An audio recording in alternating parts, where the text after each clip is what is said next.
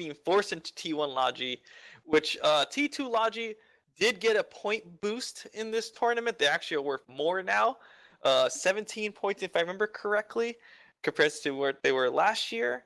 So by them dropping down to T1 Logi, which I can't remember what their point value is, it is definitely more than 4, I'll tell you that. But it's way less than 17. So they're able to boost up their core. What do we think about oracles that we've been seeing so much of today? Much more than we've seen before, at least in recent years. I think I remember one match where I think there was only one match today that I remember seeing them.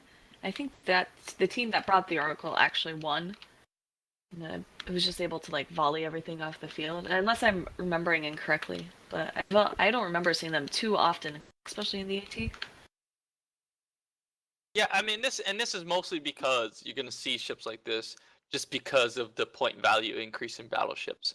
These T1 battle cruisers are just 11 points, and I just got told that the T1 Logi is 12 points. So that's saving 5 points right there between T2 and T1 Logi, so they're able to boost up their core.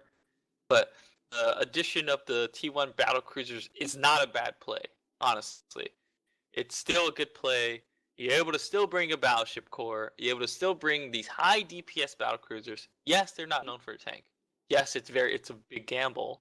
But if that gamble works out where you're able to knock out DPS fast enough because you have that high DPS core of ships applying to the enemy ships, your T1 battle cruisers can live. And we did see, in the last match, for Simpson's Harbinger for CO2 living for quite a while. And he only went down after Logi went down. So they are able to live. It is a viable option. This current AT point scene where the points have been jumbled up a bit. The match is going to start soon, and we're going to see volleys coming from both teams. I'm looking forward to seeing what the first primary is for both teams here. Yeah, and I think one other thing to note is that the Stork is the only ship on grid I see that is able to actually use links. Unless I'm like completely blind and missing something, but there's like the oracles you have for battle cruisers, but they obviously don't have the links for the high slots. So the Stork is the only thing that should be giving off links. So picking it off earlier rather than later might be a good choice. You're very correct. Yeah, I mean it'll be a waste to put a link on an oracle, and the only link module activation I saw was from that Stork, and it looks like Friedrich in Aguila is actually the primary for the Here's Nothing, and the Typhoon fleet is being just demolished by this Templis team. And wow, they just lost Aguila. Yeah, you're saying how they had tank, but Typhoons must have just volleyed directly through him. And this fleet Typhoon, they might trade that Gila for the Typhoon, and that is not going to be a good trade. Your battleship for a Gila is not good at all. So Yeah, they're not already all. I mean, working. this T1 Logi. It's the T1 Logi. It's just not going to be able to rep this amount of deeps. No matter if your ship is known for its tank, you don't really have that strong Logi reps coming in to keep you alive. Yeah, and there are actually rep bots too on this Gila now. It's kind of, I want to say he was holding, but he's not anymore. This Fleet Typhoon, the second Fleet Typhoon, is being primary now by the Templis team. Yeah, trading a Gila for a Typhoon fleet, just not a trade you want. A Typhoon fleet for a Gila. That is such a massive core of your DPS and tank, and just being melted that fast. Granted, yes, it is taking a lot of damage from the rattlesnakes. Yeah, and then it looks like, I'm gonna say maybe Daredevil was taking damage. I'm not sure if they had ended up throwing drones on it and it burned out of range. Although the Oracles are now going for the Vexor as well as the Manticore.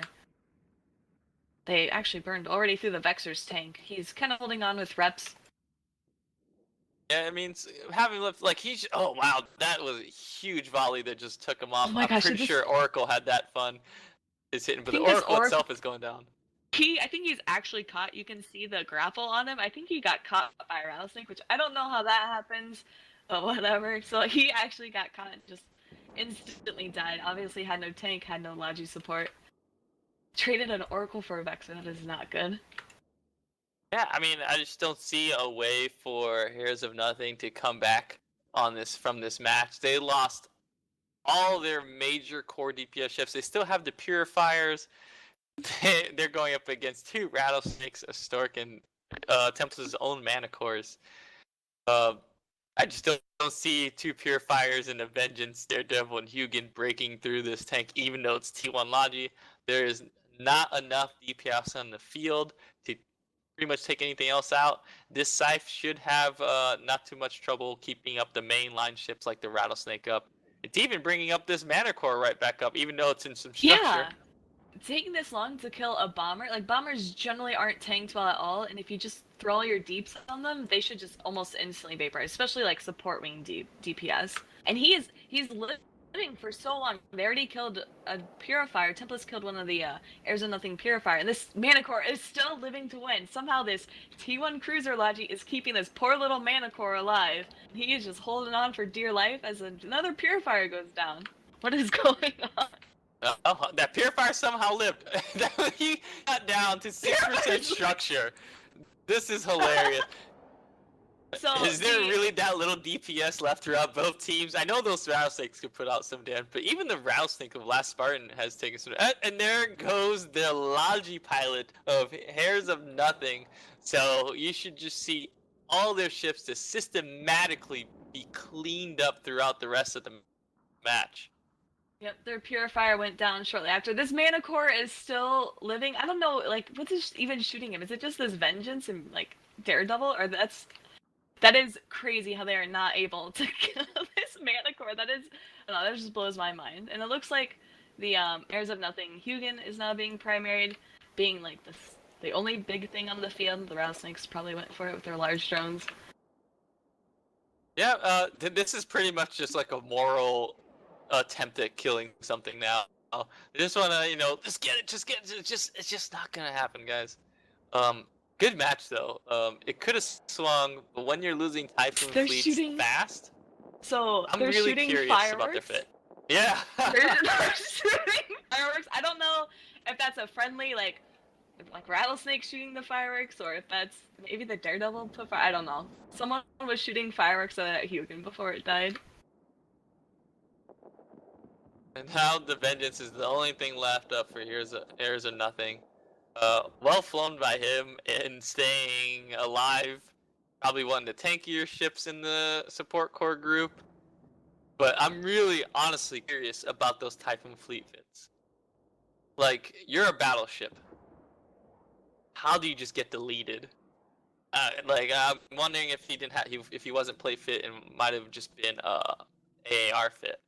But Templis going ahead to the tournament, and Heirs of Nothing dropping down to the gauntlet. Good luck to both teams.